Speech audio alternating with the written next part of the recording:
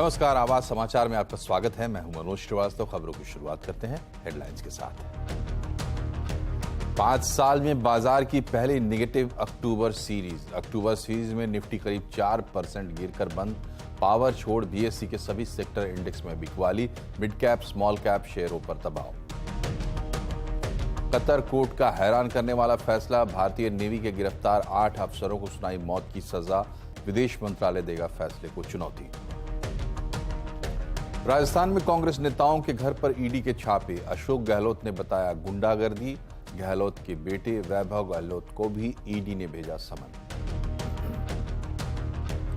गोवा में 37वें राष्ट्रीय खेल का पीएम ने किया शुभारंभ। रथ पर सवार होकर पीएम मोदी की ग्रैंड एंट्री। इधर शिरडी में की साईं बाबा की पूजा। फिर अहमदनगर में विपक्ष पर प्रहार। एयरलाइंस की मनमानी पर कसेगा शिकंजा। टिकट के बाद भी सीट के पैसे और जबरन इंश्योरेंस पर एयरलाइंस कंपनियों से मांगा जवाब। सरकार जारी करेगी गाइडलाइन। उत्तरी गाजा में जमीनी ऑपरेशन करके वापस लौटी इजरायली सेना। हमास का भी इजरायली हेलीकॉप्टर मार गिराने का दावा। तुर्की और ईरान की इजरायल को चेतावनी। बाइडेन बोले India middle east Europe economic corridor के ऐलान की वजह से हमास ने किया हमला। एशियाई पैरा गेम्स में भारत का अब तक का सबसे शानदार प्रदर्शन। 16 गोल्ड पर कब्जा। अब तक कुल 73 मेडल। पीएम मोदी ने दी बधाई।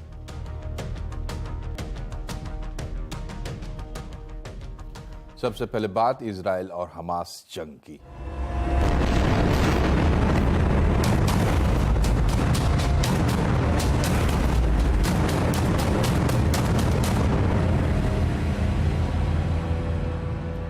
इजरायल हमास जंग को लेकर संयुक्त राष्ट्र में भी घमासान मचा हुआ है। गाजा में युद्ध विराम को लेकर सहमति नहीं बन पाई है। संयुक्त राष्ट्र सुरक्षा परिषद में अमेरिका और रूस ने 2 अलग अलग प्रस्ताव दिए हैं, लेकिन दोनों खारिज हो गए।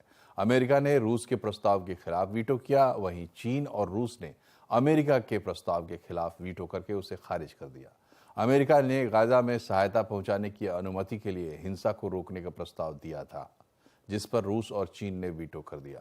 दरअसल अमेरिका के प्रस्ताव में सदस्य देशों की आत्मरक्षा के तहत अधिकार का उल्लेख किया गया था, जबकि रूस के प्रस्ताव में इजरायली सेना के गाजा के निवासियों को तत्काल दक्षिणी हिस्से में जाने के आदेश को वापस लेने की बात कही गई थी।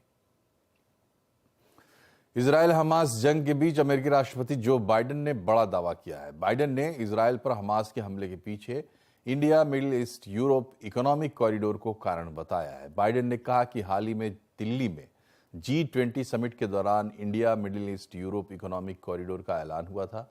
उन्होंने कहा कि मुझे विश्वास है कि यह ऐलान हमास के इजरायल पर आतंकी हमले का एक कारण है। हालांकि उन्होंने कहा कि उनके पास इसका कोई सबूत नहीं है, लेकिन उनकी अंतरात्मा कहती है कि हमास ने इसी वजह से ये किया है। बाइडेन ने कहा कि वो इस काम को नहीं छोड़ सकते। I'm convinced one of the reasons Hamas attacked when they did, I have no proof of this, just my instinct tells me, is because of the progress we were making towards regional integration for Israel and regional integration overall. And we can't leave that work behind. Israel Hamas के बीच जंग के बेहद अहम मोड़ पर अब Israel ने Gaza के अंदर घुसकर ऑपरेशन की शुरुआत कर दी है। कल रात इजरायल के टैंक उत्तरी गाजा के अंदर दाखिल हुए। खबर है कि उत्तरी गाजा में इजरायल की सेना ने हमास के कई ठिकानों को ध्वस्त किया। रात में ही सैनिक वापस अपनी सीमा में लौट आए। इधर हमास ने दावा किया है कि उसकी अल कासिम ब्रिगेड ने मिसाइल के जरिए बुरेज कैंप के पास इजरायल के एक हेलीकॉप्टर को मार गिराया है। इजरायल हमास जंग जिस मोड़ पर पहुंच गया है, अब वहां से आगे क्या होगा? आज आवाज अड्डा में इसी पर होगी बड़ी चर्चा शाम 7:57 पर।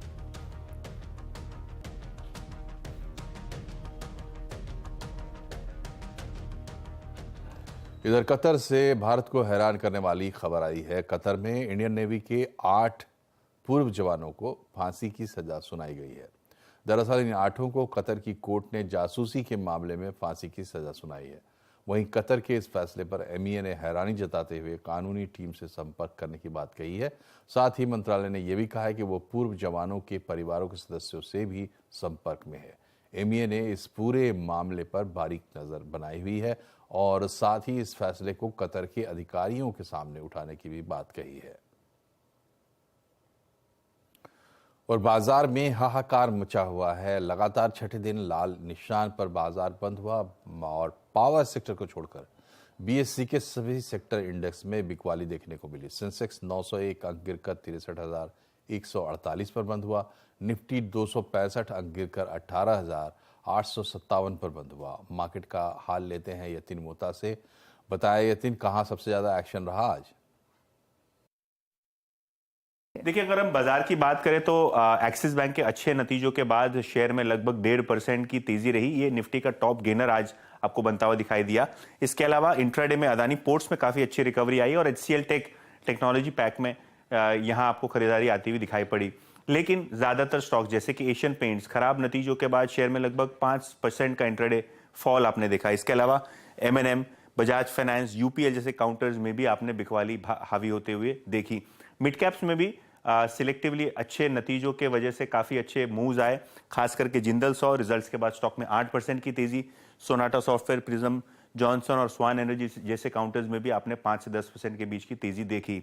हालांकि अगर हम वेल्सपन इंडिया की बात करें तो कल 15% चढ़ने के बाद आज स्टॉक में लगभग 7.5% की गिरावट। एस्टर डीएम, डेल्टा कॉप और एमएमटीसी जैसे काउंटर्स में आपने 5% की गिरावट देखी।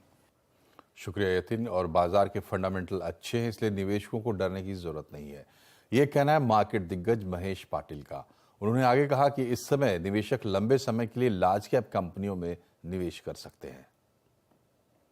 थोड़ा सा हमारा झुकाव जो है वो लार्ज कैप कंपनीज और जो फ्रंटलाइन कंपनीज है उसके तरफ है, बिकॉज वहां पे हमें ज्यादा सेफ्टी दिख रही है। वहां पे जैसे मैंने बात की कि निफ्टी की जो है ओवरऑल वैल्यूएशंस ठीक ठाक है। ये जो करेक्शन आ रही है वो एक I mean well kind of anticipated correction है। जो नॉर्मल इवन बुल मार्केट में हमने देखे हैं कि इस तरह की अराउंड 10% की करेक्शन काफी बार आती है।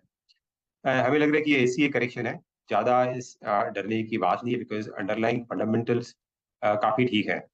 सो मैं नहीं कहूँगा कि इन्वेस्टर को कि अभी पैनिक करके निकल जाना चाहिए। हालांकि आपके अगर एसेट एलोकेशन में काफी कुछ चेंज हुआ है, राइट, तो वो एसेट एलोकेशन रीबैलेंसिंग करने की बहुत जरूरत है। एयरलाइंस में हर सीट के लिए पैसा और इंश्योरेंस और दूसरी सर्विस लेने के लिए बाध्य करना, ये सब डार्क पैटर्न सेलिंग के अंदर आते हैं। अब सरकार इन पर शिकंजा कसने जा रही है। सरकार जल्द ही गाइडलाइंस जारी करने वाली है, लेकिन इससे पहले कंज्यूमर अफेयर्स मंत्रालय ने 8 नवंबर को एयरलाइंस और कंज्यूमर संगठनों के साथ साथ दूसरे स्टेक होल्डर्स की बैठक बुलाई है। कंज्यूमर अफेयर्स की अतिरिक्त सचिव निधि खरे से खास बातचीत की असीम मनचंदा ने। यदि आपने पहले से दे रखा है कि भाई अमुक सीटें जो हैं उनका कॉस्ट ये होगा, तो ये तो एक फेयर और इन्फॉर्म्ड चॉइस लेने के लिए मतलब उचित है।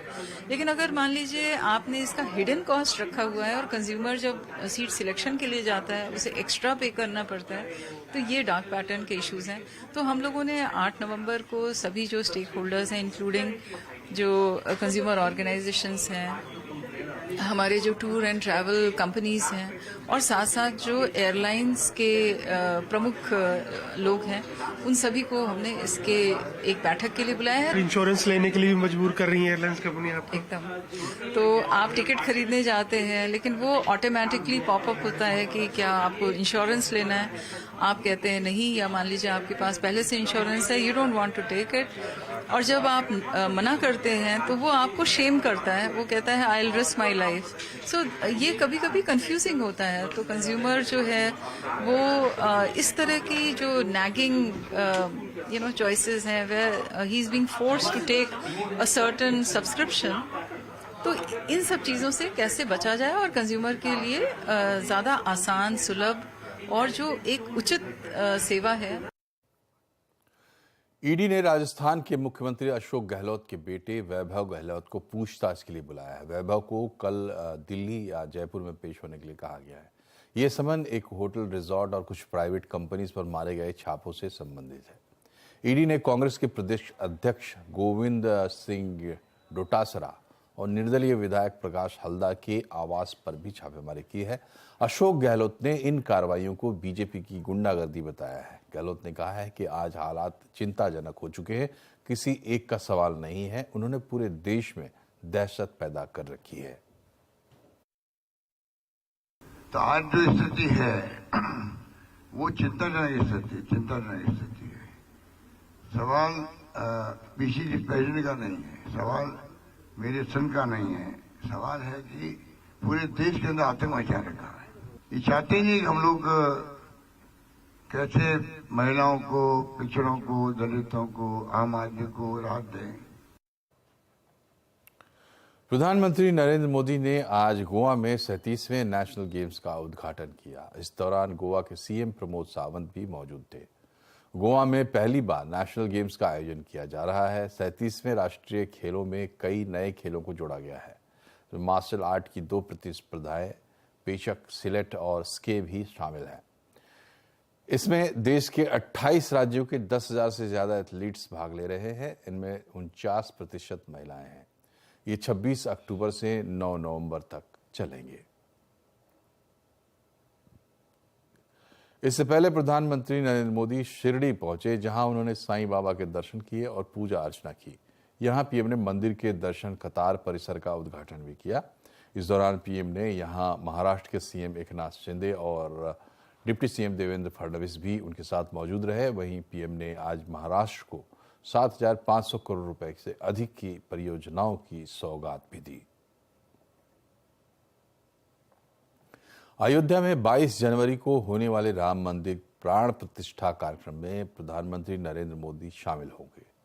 श्री राम जन्मभूमि तीर्थ क्षेत्र ट्रस्ट के सदस्यों ने पीएम मोदी को इसके लिए निमंत्रण दिया, जिसको पीएम ने स्वीकार कर लिया और अब वो इस कार्यक्रम में शामिल होंगे। वहीं पीएम ने यह भी कहा कि ऐसे ऐतिहासिक अवसर पर का साक्षी बनना मेरा सौभाग्य है। दूसरी तरफ पीएम के इस कार्यक्रम में शामिल होने को लेकर विपक्ष ने सरकार पर निशाना साधा है। कांग्रेस, शिवसेना, यूबीटी ग्रुप के सवाल उठाए हैं। कांग्रेस ने कहा है कि भगवान सबके हैं तो सिर्फ एक ही पार्टी को न्योता क्यों। वहीं संजय राउत ने कहा है कि मंदिर के प्राण प्रतिष्ठा को लेकर जो कुछ भी हो रहा है वो सब चुनाव के लिए है। मोदी जी को आमंत्रण देने की जरूरत ही नहीं है ना, मोदी जी खुद ही जाएंगे। मोदी प्रधानमंत्री है, वो जाएंगे ही। इतना बड़ा इवेंट कौन छोड़ेगा भाई। राम मंदिर तो होना ही था, हो रहा है। हजारों कर सेवक उसमें शहीद हुए हैं। उस वक्त सभी हिंदुत्ववादी संगठन और पार्टियां शामिल थी। शिवसेना थी, बजरंग दल थे, विश्व हिंदू परिषद थी, रथ यात्रा भी निकाल ली थी आडवाणी साहब ने। तो ये सबका परिणाम है कि राम मंदिर बन रहा है। तो मोदी जी अब जाएंगे और राम मंदिर की पूजा करेंगे। लेकिन मुझे लगता है कि चुनाव आ रहे हैं, ये चुनाव की तैयारी। अमेरिका में बुधवार को एक बार फिर अंधाधुंध फायरिंग की घटना हुई। यहां के ल्यूस्टन में कम से कम 3 जगहों पर यह फायरिंग की घटना हुई है। बताया जा रहा है कि इस घटना में कम से कम 22 लोगों की मौत हो गई और लगभग 50-60 लोग घायल बताए जा रहे हैं। घटना को अंजाम देने के बाद संदिग्ध फरार है। पुलिस ने संदिग्ध हमलावर की तस्वीर जारी की है। दरअसल हमलावर के पास एक बंदूक थी, जिसकी मदद से उसने इस घटना को अंजाम दिया।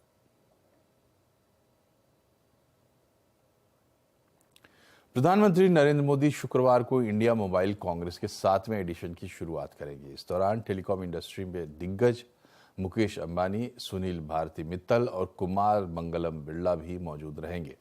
इस साल आईएमसी में क्या क्या खास होगा, जानने के लिए चलते हैं असीम मनचंदा के पास। बताएं असीम, क्या क्या कार्यक्रम है इस बार आईएमसी में? शुक्रवार से 3 दिन के इंडिया मोबाइल कांग्रेस की शुरुआत होने वाली है। प्रधानमंत्री नरेंद्र मोदी खुद इसका उद्घाटन करेंगे। आपको यहां पर काफी सारे इंडस्ट्री के दिग्गज देखने को मिलेंगे। मुकेश अंबानी, सुनील भारती मित्तल और कुमार मंगलम बिरला उद्घाटन के दौरान मौजूद रहेंगे। खासतौर पर कि बजट में वित्त मंत्री ने 100 5G टेस्ट लैब बनाने की घोषणा की थी। अब इनको बनाने का काम लगभग पूरा हो चुका है। शुक्रवार को ही प्रधानमंत्री मोदी इन 100 5G लैब्स को एजुकेशनल इंस्टीट्यूट्स को सौंपेंगे। इन 5G लैब्स में 5G के रिसर्च एंड डेवलपमेंट का काम किया जाएगा, 5G के यूज केसेस बनाने का काम किया जाएगा, स्टार्टअप्स को प्रमोट करने का काम किया जाएगा। इतना ही नहीं, भारत अब 6G टेक्नोलॉजी पर बढ़ने वाला है, तो 6G टेक्नोलॉजी के रिसर्च में लैब्स काफ़ी ज़्यादा मदद करेंगी।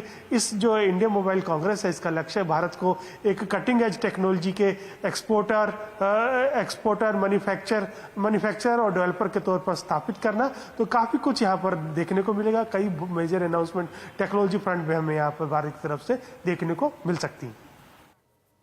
शुक्रिया असीम। और यहाँ एक छोटा सा ब्रेक, लेकिन खबरें अभी और भी है, बने रहिए हमारे साथ। आपका स्वागत है आवाज समाचार में। बस स्टॉप या मेट्रो स्टेशन के बाहर खड़ी बैटरी वाली मिनी मोपेड उठाइए और ऑफिस या कॉलेज जहां जाना हो निकल जाइए। खर्चा ऑटो और टैक्सी से बहुत कम।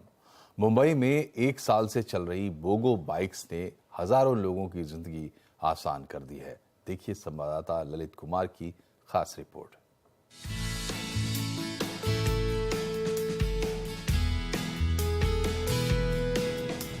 कंफर्टेबल सिटी बस और मेट्रो ट्रेन ने इन दिनों अर्बन पब्लिक ट्रांसपोर्ट को काफी बेहतर बना दिया है, लेकिन ये पब्लिक ट्रांसपोर्ट आपको आपके फाइनल डेस्टिनेशन तक नहीं पहुंचाते। आपको अपने घर, दफ्तर, स्कूल या फिर जहां भी आप पहुंचना चाहते हैं वहां जाने के लिए फिर ऑटो या टैक्सी का मुंह देखना पड़ता है। लेकिन इसका एक शानदार उपाय है सेल्फ ड्राइविंग व्हीकल। ये सुविधा देश के कई शहरों में तेजी से उभरी है। मुंबई में ये सुविधा दे रही है वोगो बाइक्स। वेस्ट और वोगो ने मिलकर इन्हें शुरू किया है। ये बैटरी से चलती हैं और इन्हें चलाना बेहद आसान है। अगर आप बेंगलुरु, मुंबई या हैदराबाद सिटी में रहते हैं तो वोगो की ई बाइक आपके लिए ट्रैवलिंग के लिए एक बेस्ट विकल्प हो सकती है, क्योंकि वोगो की ई बाइक आपको देती है 3 रुपये पर किलोमीटर की राइड, यानी 3 रुपये में आप 1 किलोमीटर की राइड कर सकते हैं। अगर बात करें कि यहाँ ये ई बाइक कहाँ से प्राप्त कर सकते हैं, तो आप near by bus stand, near by railway station या कॉमर्शियल एरिया या रेजिडेंट एरिया में आप ये ई बाइक प्राप्त कर सकते हैं। वोगो ई बाइक चलानी है तो आपको चलो ऐप या वोगो ऐप पर अकाउंट बनाना होगा। शुरू में 100 रुपए ऐप के वॉलेट में डालने होंगे। इसके बाद ऐप से ही राइड बुक कर सकते हैं। राइड बुक होते ही ऐप में बाइक का नंबर दिखेगा और आपके पास खड़ी बाइक बीप करेगी। बस बाइक उठाइए और निकल जाइए। इस सुहाने सफर के लिए आपको चुकाने होंगे 1 रुपए प्रति मिनट और 3 रुपए प्रति किलोमीटर। इस हिसाब से महंगाई बढ़ रही है, उस हिसाब से ई बाइक देखोगे तो टैक्सी वाला नहीं रुकता। और अगर आप नॉर्मली बाइक यूज़ करोगे तो उसमें पेट्रोल डलवाना पड़ता है, तो उसमें ज़्यादा महंगाई रहती है। अगर आप ई बाइक यूज़ करते हो इमरजेंसी के लिए अच्छा है। वोगो ई बाइक बैटरी ऑपरेटेड है और इन्हें चलाना साइकिल चलाने से भी आसान है। साथ ही इन्हें चलाने के लिए ना लाइसेंस चाहिए ना हेलमेट जरूरी है। हाँ, चलने के लिए आपका 18 साल का होना जरूरी है।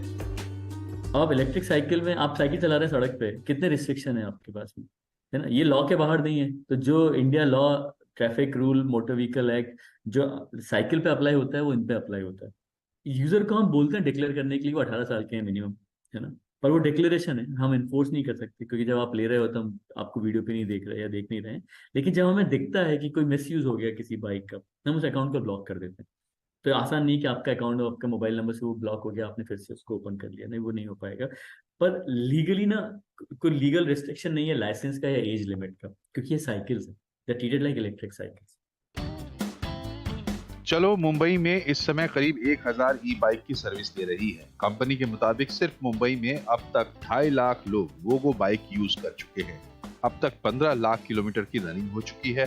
फिलहाल ये मुंबई के एक हिस्से तक ही सीमित है, लेकिन जल्दी ही ये सबर्ब्स में भी नजर आएगी। ललित कुमार, मुंबई। और अब मिशन स्वच्छता और पानी की खास रिपोर्ट। महिला स्वच्छता कर्मियों के सशक्तिकरण और उत्थान की दिशा में काम कर रहे हार्पिक वर्ल्ड टॉयलेट कॉलेज के सफल ट्रेनीज में से एक मीनू है।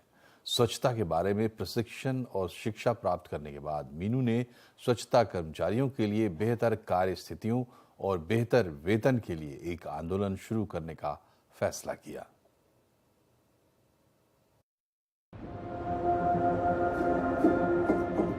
मेरा नाम मीनू, मैं पटियाला से हूँ। वह टॉयलेट कॉलेज में मैं कार्य करता हूँ। ये हमने शुरू किया था 2005 में काम, और ये शुरू करने का कारण ये था कि मैंने अपनी मम्मा को देखा था काम करते हुए, जहाँ पे मेरी मम्मा काम करते थे। तो मैं और मेरी छोटी सिस्टर जाते थे दोनों, वो झाड़ू लगाती थी और मैं जो नाली होती थी, पहले ओपन होती थी वो नाली, तो वो नाली हम लोग साफ करते थे। मेरी मम्मी बीमार होने के बावजूद भी मतलब ये मैरेज कंजर का काम कर रहे थे। तो वहाँ पे जब काम किया, फिर उसके बाद अगर ट्रेनिंग मिली होती तो शायद मेरी माँ की भी डेथ ना होती, इतनी बीमारी से ना गुजरते वो लोग। मेरी जिंदगी का तो मतलब हर एक कदम पे मतलब नया मोड़ आया मेरे लिए। फादर की डेथ हुई, जब एक नया मोड़ आ गया, सब कुछ करना है घर के लिए। फिर अगला मोड़ आया जब घर वालों से मेरी अनबन होनी शुरू हुई कि मतलब मेरे को सब कुछ करने के बाद जब मेरे को घर छोड़ना पड़ा और मैं किस तरह से रही हूँ।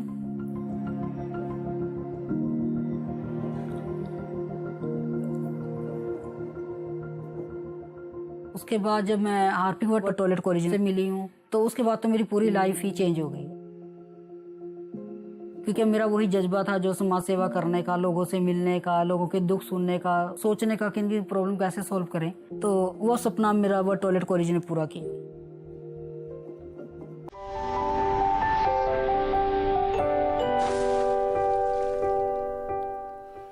और अब बात क्रिकेट वर्ल्ड कप की।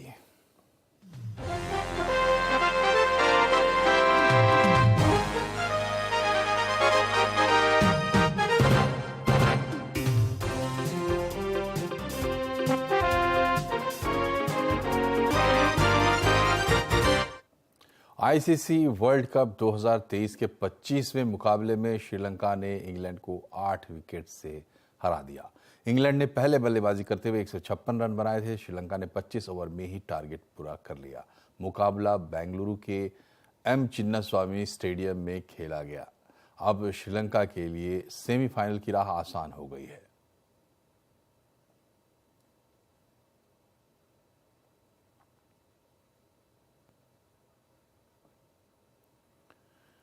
और आईसीसी वर्ल्ड कप 2023 का 24वां मैच जो कल खेला गया दिल्ली में अरुण जेटली स्टेडियम में, तो इसमें ऑस्ट्रेलिया ने सारे रिकॉर्ड तोड़ते हुए नीदरलैंड को 309 रनों से हराया। ये वर्ल्ड कप इतिहास की सबसे बड़ी जीत है।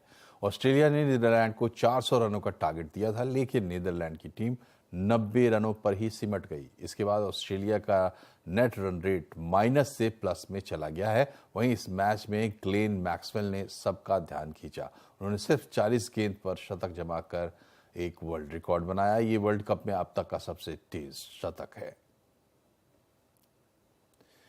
एशियन गेम्स में नाम रोशन करने के बाद एशियन पैरा गेम्स में भी भारतीय खिलाड़ी अपने देश का परचम लहरा रहे हैं। सिर्फ 4 दिन में भारत की झोली में 82 मेडल आ चुके हैं और अब तक का ये सबसे शानदार प्रदर्शन रहा है। इससे पहले 2018 में 72 मेडल का रिकॉर्ड था, जो आज टूट गया। भारतीय एथलीट्स के शानदार प्रदर्शन पर पीएम मोदी ने खुशी जताई है। उन्होंने एक्स पर पोस्ट लिखा है कि एशियाई पैरा गेम्स में भारतीय खिलाड़ियों ने जकार्ता पैरा गेम्स 2018 का रिकॉर्ड तोड़ दिया है। यह अवसर हमारे एथलीटों के दृढ़ संकल्प का प्रतीक है। और इसी के साथ बुलेटिन में फिलहाल इतना ही, लेकिन खबरों पर अपडेट रहिए और जुड़े रहिए CNBC आवाज से हमारे सोशल मीडिया हैंडल्स के जरिए। नमस्कार।